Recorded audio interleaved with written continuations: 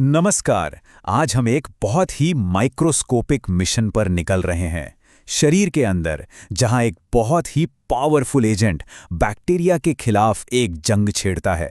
पता है उस एजेंट का नाम क्या है? सेफ्ट्रैक्सोन। तो चलिए इस मिशन को समझना शुरू करते हैं। लेकिन सबसे पहले एक बुनियादी सवाल। एक एंटीबायोटिक जैसे कि सेफ्ट्रिएक्सोन असल में इस अदृश्य दुश्मन यानी बैक्टीरिया को ढूंढता कैसे है और फिर उसे खत्म कैसे करता है? आज की हमारी ये जो पड़ताल है ना, वो इसी रहस्य को सुलझाने वाली है। ये है हमारी मिशन ब्रीफिंग।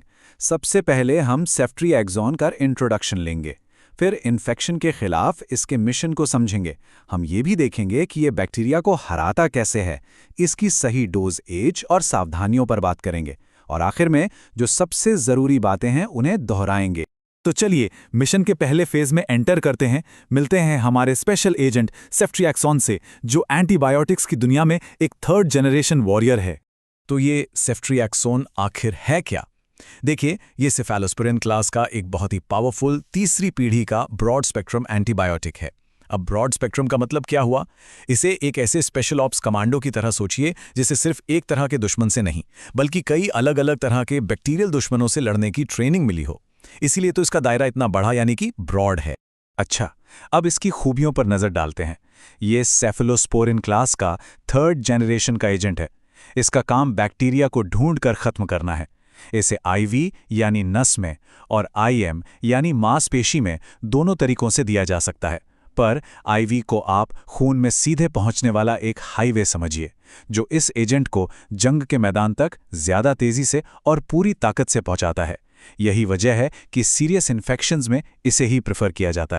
चलिए अब हमारे मिशन के अगले पड़ाव पर चलते हैं। उन बैक्टीरियल खतरों की पहचान करते हैं जिन्हें खत्म करने के लिए ही सेफ्ट्रिएक्सोन को डिजाइन किया गया है।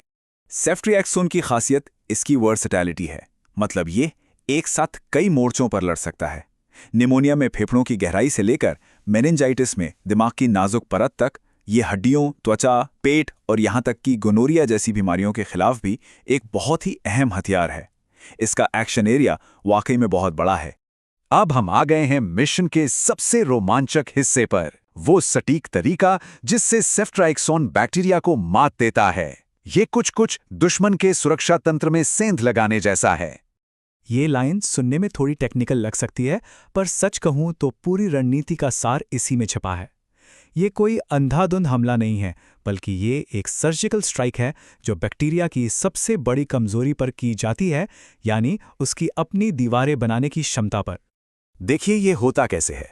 पहला कदम, सेफ्ट्रिएक्सोन बैक्टीरिया तक पहुंचता है। दूसरा, ये सीधे पेनिसिलिन बाइंडिंग साइट पर ताला लगा देता है, जो समझिए दीवार बनाने वाली फैक्ट्री का मेन स्विच है। तीसरा, स्विच ऑफ, दीवार बनाने का काम फौरन ठप हो जाता है। चौथा, बैक्टीरिया अब अपनी संख्या बढ़ा ही नहीं सकता। और आखिर में, अपनी सुरक्षा दीवार के बिना बैक्टीरिया कमजोर पड़कर फट जाता है और न्यूट्रलाइज हो जाता है। मिशन कामयाब। अच्छा, अब जब हम जान गए हैं कि ये काम कैसे करता है, तो अब इसके प्रैक्टिकल यूज की बात करते हैं। इसे आप इस पावरफुल एजेंट के इस्तेमाल के लिए रूल्स ऑफ एंगेजमेंट समझ सकते हैं। इस टेबल में डोज के कुछ उदाहरण दिए गए हैं, पर एक बात साफ कर दूं, ये सिर्फ सामान्य दिशा निर्देश हैं। किसी भी मरीज के लिए सही डोज क्या होगी, ये हमेशा एक डॉक्टर ही उसकी कंडीशन, उम्र और वजन के आधार पर तय करते हैं। देखिए, हर मिशन में कुछ जोखिम तो होते हैं, और हालांकि ये एजेंट काफी सुरक्षित है और इसके साइड इफेक्ट्स बहुत रेयर हैं, फिर भी इन्हें जानना जरूरी है। अगर जी मिचलाना, ब्लीडिंग या चक्कर आने जैसे लक्षण दिखें, तो दवा रोककर डॉक्टर से संपर्क करना बहुत ही अहम हो जाता है। और ये कुछ ऐसी कंडीशंस हैं जहां इसका इस्तेमाल बिल्कुल भी नहीं करना चाहिए। ये सिर्फ सुझाव नहीं है, बल्कि सेफ्टी के पक्के नियम हैं। जैसे अगर किसी को पहले से ही ब्लीडिंग डिसऑर्डर है, तो ऐसी दवा देना जो खुद बहुत रेयर मामलों में ब्लीडिंग कर सकती है, वो तो आग में घी डालने जैसा होगा। इसलिए मरीज की सेफ्टी हमेशा सबसे पहले आती है।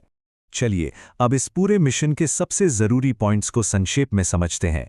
इसकी कोर स्ट्रैटेजी क्या है? तो सबसे जरूरी बात यह है, सेफ्ट्रिएक्सोन का मुख्य लक्ष्य बैक्टीरिया के सुरक्षा कवच यानी उसकी सेल वॉल को बनने से रोकना है। सीधी सी बात है, बिना कवच के दुश्मन कमजोर और बेबस हो जाता है। और ये स्लाइड ये तो बहुत ही शानदार तरीके से दोनों की रणनीतियों की तुलना करती है।